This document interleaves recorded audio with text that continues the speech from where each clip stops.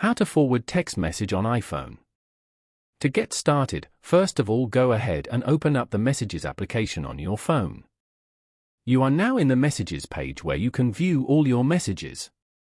Open any message from here. Over here, press and hold the text you want to forward and then tap on More.